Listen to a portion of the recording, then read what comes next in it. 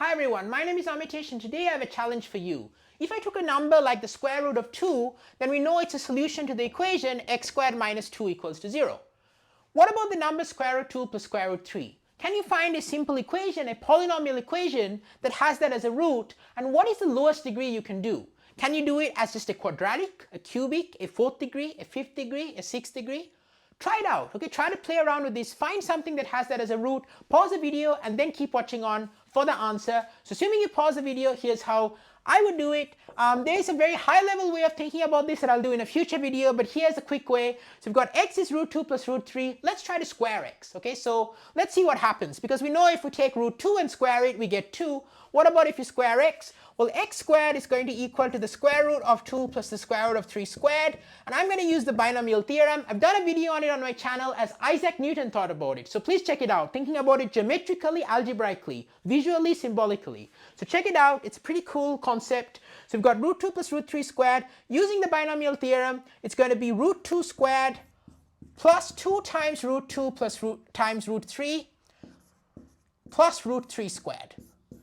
And of course, root 2 squared is 2, root 3 squared is 3, so it's going to be 2 plus 3, which is 5, plus 2 times root 6, okay?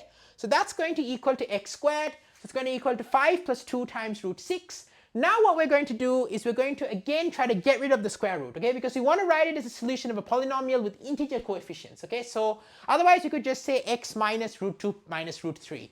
And that has x as root 2 plus root 3 as a root. So that's going to be, of course, silly. So how do we do this? Well, let's just put everything that's not a square root to one side of the equation. So we're going to get x squared minus 5 divided by 2 is equal to root 6.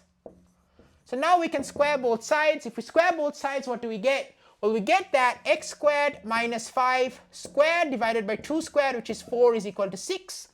Now we're going to get 24 if we multiply by 4 on both sides. So we're going to get x squared minus 5 the whole square, which again we can use the binomial theorem to find out. That's going to equal to x to the 4 minus 10 times x squared plus 25 is going to equal to 24. And therefore, if we subtract 24 from both sides, we're going to get x to the 4 minus 10x squared plus 1 is equal to 0. Okay, so that's going to be a polynomial, and it's going to be satisfied by root 2 plus root 3 by the way we constructed it, right? By the way we sort of played around. We started with root 2 plus root 3, and we showed that it satisfies this polynomial.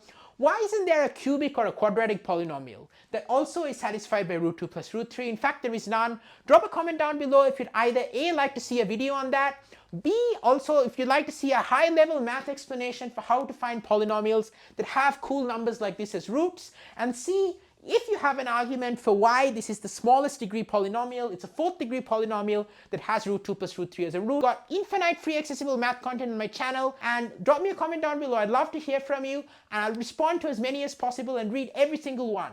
I wish you all the best, success, productivity, happiness, good health, and I'm super excited to see you in the next video. Please take care, and I'll see you soon.